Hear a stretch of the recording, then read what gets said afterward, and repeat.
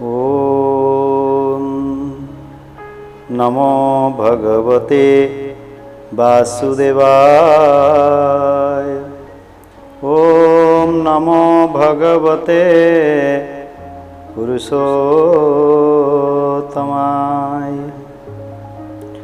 ॐ त्वमादिदेव करुणानिधानं तमालवर्णं सुहितावतारम् अपार संसार समुद्रसेतो भजामहे भागवतं स्वरूपं भजामहे भागवत स्वरूपं भजामहे भागवतं स्वरूपम्। जय जगन्नाथ जय जगन्नाथ जय जगन्नाथ।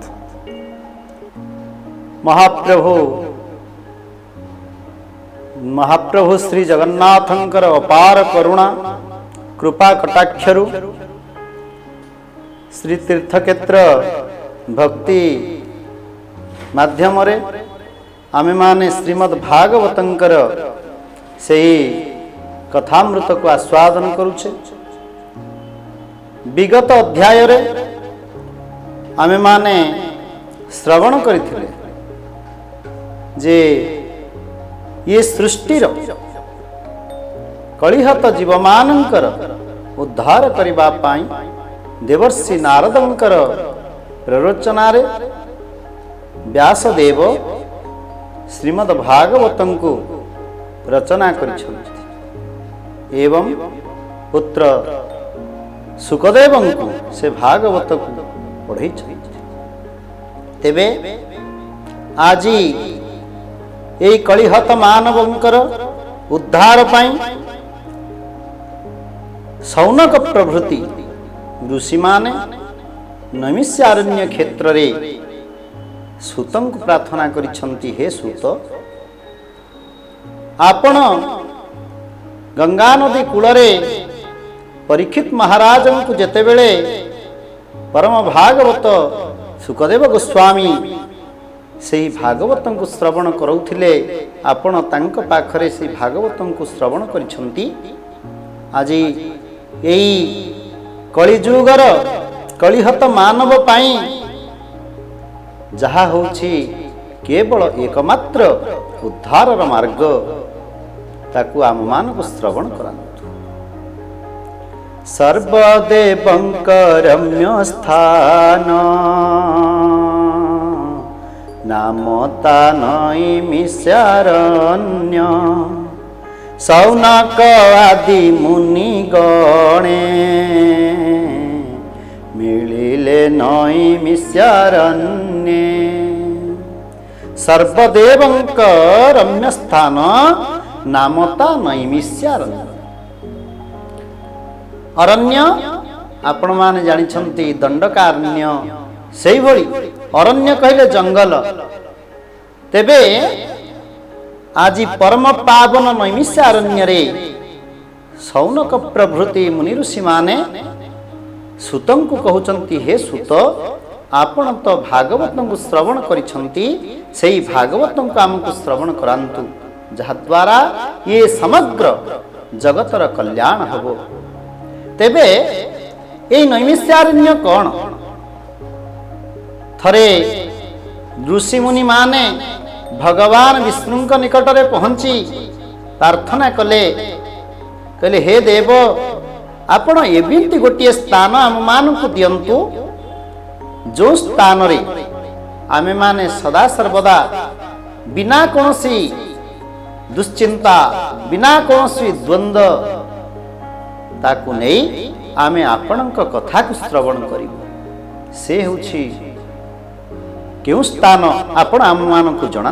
भगवान हाथ रे धरिथिबा चक्र को गड़े देले कहले देखंतु ऋषि मुनि माने आपण माने एई चक्र को अनुधावन करंतु। चक्र जो स्थान रे जाई रहिबे सेई स्थान आपण मानक पई सर्वश्रेष्ठ स्थान हेबो।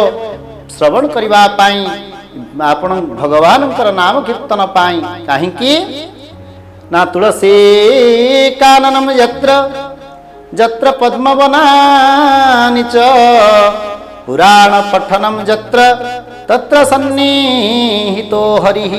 ହରି ସେଇଠି ଥାନ୍ତି। କୋଉଠି ହରି କୋଉଠି ଅଛନ୍ତି? ନା ପୁରାଣ ପଠନମ ଯତ୍ର ତତ୍ର ସନ୍ନିହିତ ହରି। ଭଗବାନ ଯେଉଁଠାରେ ତାଙ୍କର ନାମ ଗୁଣର କୀର୍ତ୍ତନ କରାଯାଏ ଭଗବାନ ସେଇଠି ରୁହନ୍ତି। ଆଜି ଚକ୍ରରାଜ ଗଡ଼ି ଗଡ଼ି ଆସିଲେ, ଋଷିମୁନି ମାନେ ଅନୁଧାବନ କରୁଛନ୍ତି। ଚକ୍ର ଆସି ଯେଉଁ ଜାଗାରେ ରହିଲେ ବିଶାଳ ଜଙ୍ଗଲ, ସେହି ସ୍ଥାନରେ ଚକ୍ର ପଡ଼ିଗଲେ। ଚକ୍ରଙ୍କୁ ଅନ୍ୟ ନାମରେ କୁହାଯାଏ ନେମି। ତେବେ ଯେଉଁଠାରେ ସେ ଚକ୍ର ପଡ଼ିଲେ ସେ ଜଙ୍ଗଲ ହୋଇଥିବାରୁ, ଅରଣ୍ୟ ହୋଇଥିବାରୁ ତାଙ୍କୁ ନୈମିଷାରଣ୍ୟ ବୋଲି ନାମ ଦିଆଗଲା।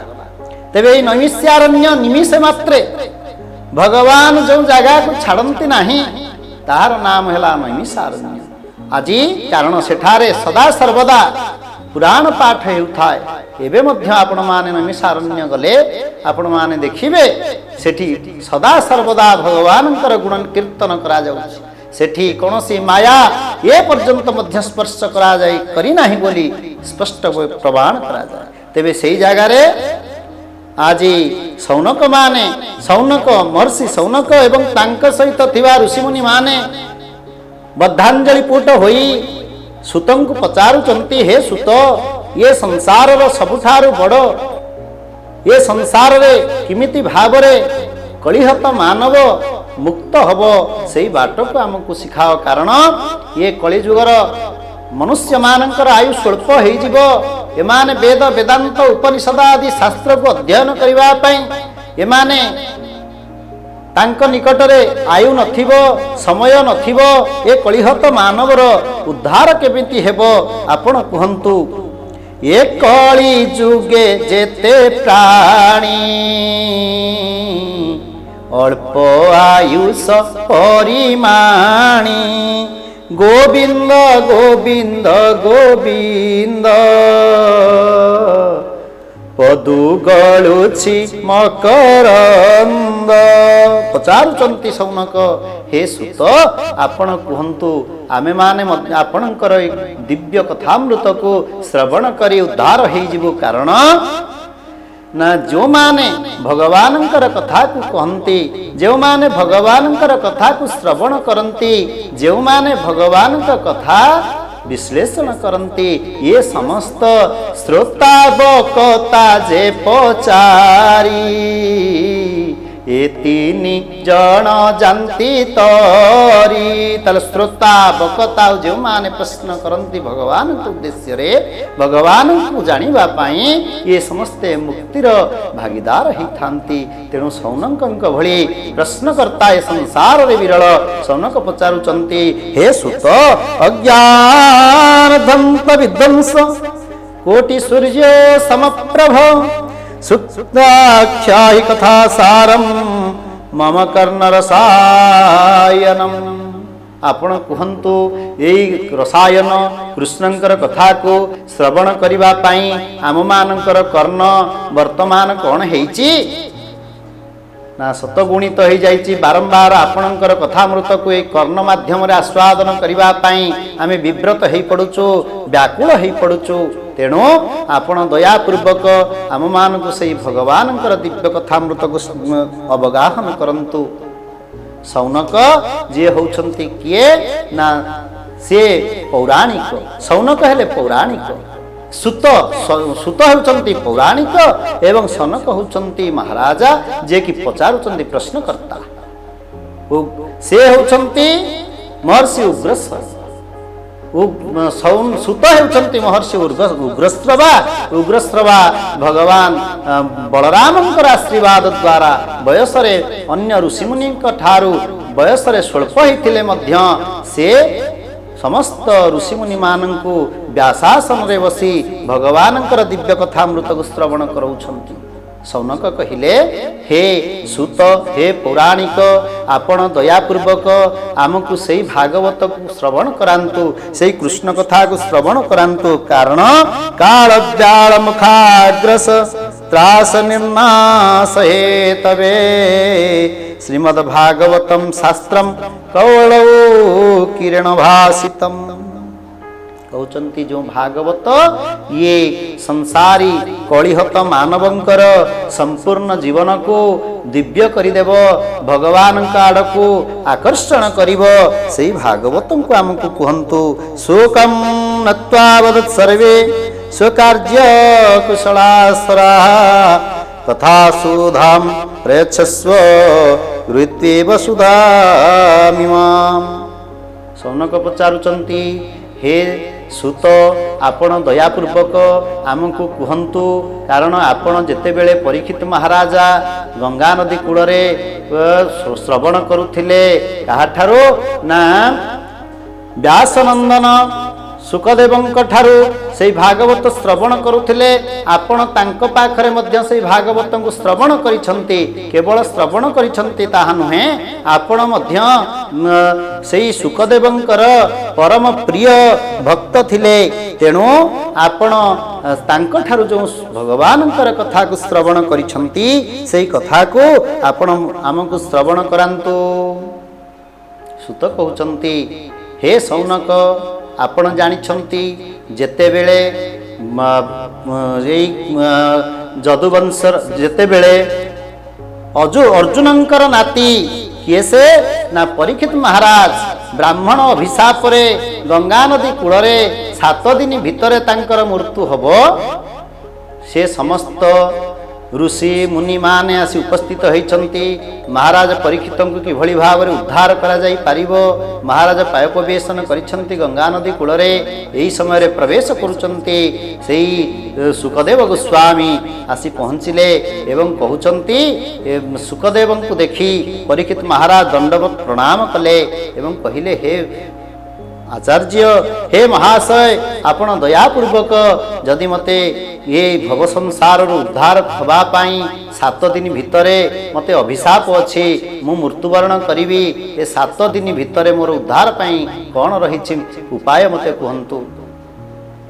सुखदेव कहउचंती हे परीक्षित 7 दिन तो बहुत अधिक ए कथा काहे कि तुम चिंता करूच तेणु चिंता करिवार किछि नाही 7 दिन रे निश्चित भाव रे तुमे भगवत चरणारविंद प्राप्त हबो कारण पांडव वंशर जी होउछंती एकमात्र संतक से होउछंती परीक्षित महाराज से परीक्षित महाराजा कौन करुछंती ना सुखदेवंकर पाद पद्म रे पड़िछंती सेही कृष्णामृत को पान करिवा पाई से 7 दिन भितर तांकर मृत्यु निश्चित ये संसारी मनीष सबु भूली जाउची कौन ना आमे भाबुचे दीर्घ दिन बंचीबी केते दिन बंचीबी घर द्वार गाड़ी घोड़ा स्त्री पिला छुआ ए समस्त माया रे पड़ी आमे विभोर हो जाइचे आमे भगवान को भूली जाइचे किंतु हमको जानी रखिया पाई पड़िबो भागवत कौन कहउचंती भागवत कहिले 7 दिन भितरे परीक्षित महाराज को तक्षक दंशन करिब से मृत्युवरण करिवे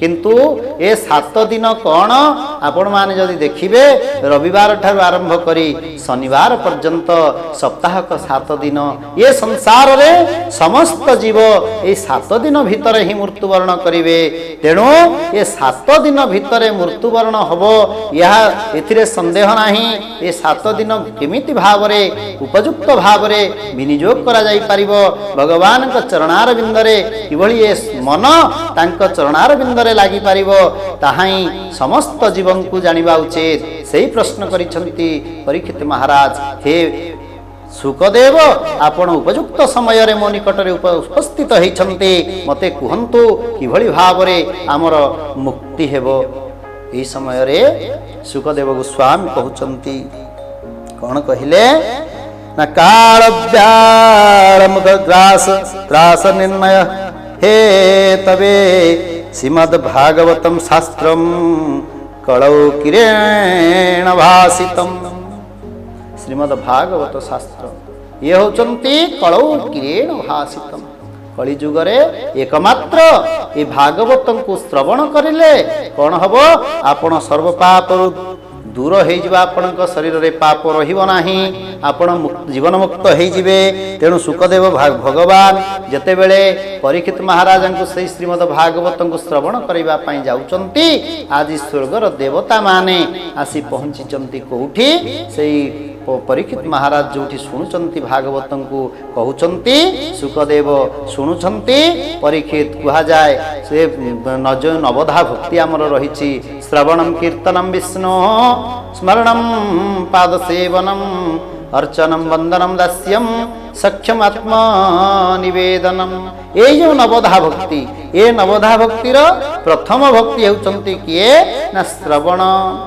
भगवानंकर गुण को श्रवण करिवा भगवानंकर नाम को श्रवण करिवा ये होछि प्रथम भक्ति एवं तापर द्वितीय भक्ति कौन ना कीर्तनम कीर्तन करिवा भगवानंकर गुण को कीर्तन करिवा भगवानंकर नाम को कीर्तन करिवा सेथि पई कहा जाए श्रवण श्रवण जो भक्ति ये श्रवण भक्तिर आचार्य होउछंती आउ केही नहंती ये साक्षात परीक्षित महाराज एवं भगवानंकर गुण को कीर्तन करिवार आचार्य होउछंती के ना सुखदेव गोस्वामी सेथि पई नवधा भक्ति रे 9 प्रकार भक्ति को 9 जन आचार्यंक नाम रे नामित करा जाए से माने किए ना श्री विष्णु श्रवणे परीक्षित भवेत बयासकी कीर्तने प्रह्लाद स्मरणे तदंघ्रि भजने लक्ष्मी पृथु सेवने अक्रूरस्तुवंदने कपिपति दास्येथ सख्यर्जुन सर्वसत्म निवेदने बलिरभूत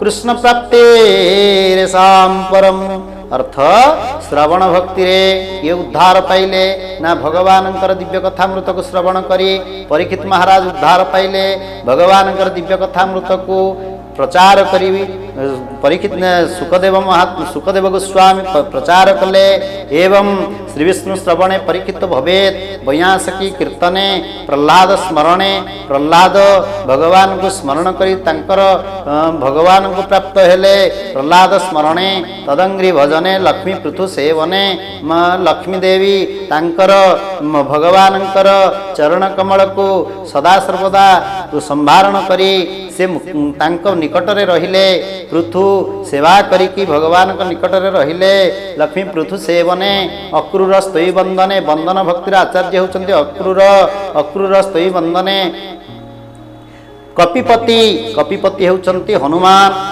कपिपति दास्येथ सख्यर्जुन दास्य भक्तिर आचार्य होचंती हनुमान एवं सख्य भक्तिर आचार्य होचंती अर्जुन दास्येथ सख्यर्जुन ताले श्री विष्णु श्रवणे परीक्षित भवेत बयासकी कीर्तने प्रह्लाद स्मरणे तदंघ्रि भजने लक्ष्मी पृथु सेवने अक्रूरस्तुई वंदने कपिपति दास्येथ सख्यर्जुन सद्वसत्म निवेदने बलिरभूत कृष्ण प्राप्ति मृषाम परम गला जे सबु ये नवधा भक्तिर शेष भक्ति होचंती किए ना सर्वसत्म निवेदने बलिरभूत आत्मनिवेदन से आत्मनिवेदन भक्ति किए कले आपण माने 2 दिन पूर्व पालन करिसंती सेई जो भगवान बामन अवतार बामनंकर जन्म से बामन किए से नारायणंकर अवतार से कौन कले ना बलिंकर गर्भ को चूर्ण करिबा पाई अवतीर्ण हेले ताले से बलि तांकु सिना तांकर गर्भ चूर्ण कले किंतु कौन हेला ना भगवान बलि को पातालपुर रे स्थापन कले एवं तांकर निजे बलिंकर द्वार देश रे तांको सुरक्षा प्रदान करिवा पाई द्वारपाल भाव रे रहिछंती कारण भक्तिर आत्मनिवेदन भक्तिर जे कि सबुठारु श्रेष्ठ भक्ति तार आचार्य होउछंती बलि कारण ये बलि होउछंती किए ये होउछंती प्रह्लादंकर नाती तेणु भगवान निकट रे नवधा भक्तिर प्रचारक भाव रे आजी कथावाचक भाव रे सुखदेव गोस्वामी सुनाउछंती काहाको परीक्षित महाराज को कौन सुनाउछंती ना सेई भगवानंकर दिव्य कथामृत को श्रवण करूछंती आजी परीक्षित महाराजा शुणुचंती एवं सुखदेव गोस्वामी भगवानंकर दिव्य कथामृत को कहउचंती कोठी से नैमिषारण्य रे नैमिषे सुतमासिन्य अभिवाद्य महामतिम ताले सेठी आजी सौनक माने जो जगह रे सुत सौनकंकर संवाद होउची नैमिषारण्य से माने अभिवादन करूचंती सुतंकु हे सुत आपण आम मानकु सेई सुख कथामृत को सुकंकर जो कथामृत जहाँ परीक्षित महाराज को उद्धार करिथिला ताकु हमकु श्रवण करांतु आजी सुत कौन करुछंती ନା କହୁଛନ୍ତି ସୌନକ ମାନଙ୍କୁ, ହେ ସୌନକ, ଯେତେବେଳେ ସୁଖଦେବ ଗୋସ୍ୱାମୀ ଏଇ ଦିବ୍ୟ କଥାମୃତକୁ ଧରି ଦିବ୍ୟ କଥାମୃତକୁ ପରୀକ୍ଷିତ ମହାରାଜଙ୍କ ଆଗରେ କହିବାକୁ ଆରମ୍ଭ କରୁଛନ୍ତି, ସେହି ସମୟରେ ଶୁକଂ ନତ୍ୱା ପରୀକ୍ଷିତେ କଥାଂ ବକ୍ତୁଂ ସଭାୟାଂ ସଂସ୍ଥିତେ ସୁକେ ସୁଧା କୁମ୍ଭଂ ଗୃହୀତ୍ୱେବ ଦେବସ୍ତତ୍ର ସମାଗମନ୍। ଯେତେବେଳେ ସୁକଦେବ ଗୋସ୍ୱାମୀ ପରୀକ୍ଷିତ ମହାରାଜଙ୍କୁ ଏହି ଶ୍ରୀମଦ ଭାଗବତ ଶ୍ରବଣ କରାଇବା ପାଇଁ ଉଦ୍ୟତ ହେଉଛନ୍ତି, ସେହି ସମୟରେ ଦେବତାମାନେ ସ୍ୱର୍ଗରୁ ଅମୃତ କଳସ ଧରି ଆସି ପହଞ୍ଚିଛନ୍ତି। ସୁକଦେବ ଗୋସ୍ୱାମୀଙ୍କ ନିକଟରେ ଅମୃତ କଳସକୁ ଧରି କହୁଛନ୍ତି, ହେ ସୁକଦେବ ଗୋସ୍ୱାମୀ, ଆପଣ ଦୟାପୂର୍ବକ ଏହି ଅମୃତ କଳସକୁ ନିଅନ୍ତୁ ଏବଂ ପରୀକ୍ଷିତ ମହାରାଜଙ୍କୁ ଏହି ଅମୃତକୁ ପିଏଇ ଦିଅନ୍ତୁ। ପରୀକ୍ଷିତ ମହାରାଜ ମୃତ୍ୟୁକୁ ଜୟ କରିବେ ଏବଂ ଆପଣ ଆମମାନଙ୍କୁ ଏହି ଶ୍ରୀମଦ ଭାଗବତଙ୍କୁ ଶ୍ରବଣ କରାନ୍ତୁ। ଆଜି ସୁକଦେବ ଗୋସ୍ୱାମୀ କହୁଛନ୍ତି, ଶୋକଂ ନତ୍ୱା ବଦନ୍ ସର୍ବେ ସ୍ୱକାର୍ଯ୍ୟ କୁଶଳାଃ ଦେବାସୁରାଃ ତଥା ସୁଧାଂ ପ୍ରେଚ୍ଛସ୍ୱ ଗୃହୀତ୍ୱେବ ସୁଧାମିମାଂ।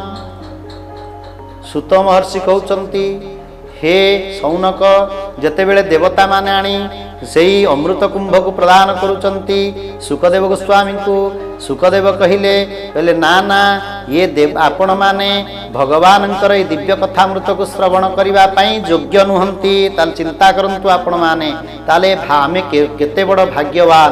ଆଜି ଆମେମାନେ ଭଗବାନଙ୍କର ଦିବ୍ୟ କୃପାରୁ, ଭଗବାନଙ୍କର ଆଶୀର୍ବାଦରୁ ତୀର୍ଥକ୍ଷେତ୍ର ଭକ୍ତି ମାଧ୍ୟମରେ ସେହି ଦିବ୍ୟ କଥାମୃତକୁ ଶ୍ରବଣ କରିବାର ସୁଯୋଗ ପାଇଛେ। ତେଣୁ ଆଜି ସୁକଦେବ ଗୋସ୍ୱାମୀ ଦେବତାମାନଙ୍କୁ କ'ଣ କରିଛନ୍ତି? ଫେରେଇ ଦେଇଛନ୍ତି ଯେ ଆପଣମାନେ ଯୋଗ୍ୟ ନୁହନ୍ତି ଭଗବାନ ଶ୍ରୀକୃଷ୍ଣଙ୍କର କଥାମୃତକୁ ପାନ କରିବା ପାଇଁ। ତେବେ ଆଜି ପାଇଁ ଏହି କାର୍ଯ୍ୟକ୍ରମ ଏହି ମହାପ୍ରଭୁଙ୍କର ଦିବ୍ୟ କଥାମୃତକୁ ମହାପ୍ରଭୁଙ୍କ ଶ୍ରୀଚରଣାର ବିନ୍ଦରେ ଅର୍ପଣ କରି ରହୁଛି। ପୁନଃ ଆଗାମୀ କାର୍ଯ୍ୟକ୍ରମକୁ ଆମେ କିଭଳି ଭାବରେ ସୁକଦେବ ଗୋସ୍ୱାମୀ ପରୀକ୍ଷିତ ମହାରାଜଙ୍କ ନିକଟରେ ସେହି କଥାକୁ ଶ୍ରବଣ କରେଇଲେ ଆମେ ସେ କଥାକୁ ଆଲୋଚନା କରିବା। ତେବେ ଆଜି ସେଇ ଏହି କଥାରୂପକ କୁସୁମାଞ୍ଜଳି ଭଗବାନଙ୍କ ଚରଣ କମଳରେ ସମର୍ପଣ କରି ରହୁଛି। ଜୟ ଜଗନ୍ନାଥ, ଜୟ ଜଗନ୍ନାଥ, ଜୟ ଜଗନ୍ନାଥ।